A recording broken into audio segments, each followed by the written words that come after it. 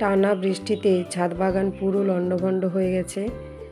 দেখতে পাচ্ছেন টানা বৃষ্টির জন্য টবে জল জমা হয়ে যাচ্ছে।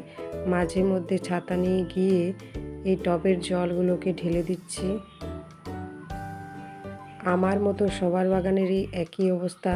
এখন গাছের কিছু পরিচর্যা করা যাচ্ছে না, খালি ঝড় হওয়াতে উল্টে যাওয়া গাছগুলোকে সোজা করে দেওয়া, জমা জলকে কিভাবে পরিষ্কার করা যায় সেটা দেখা, এই সব কাজগুলো কিন্তু এখন খুবই গুরুত্বপূর্ণ।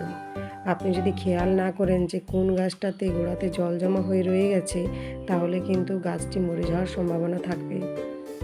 এর সঙ্গে সঙ্গে কয়েকটা পেয়ারাও দেখলাম বেশ ভালো হয়ে গেছে, সেগুলো তুলে নিলাম। আর তার সাথে সাথে কিছু গাছের যেগুলো ডাল ছাঁটাই করার প্রয়োজন ছিল, সেগুলোকে ডাল ছাঁটাই করে দিলাম, কারণ এই সময় সেই ডালগুলো থেকে আমি আবার নতুন চারা তৈরি করতে পারবো। এটি ডাল থেকে চারা তৈরি করার একদম উপযুক্ত সময়। আপনারাও অবশ্যই করুন এইভাবে ছাদ বাগান।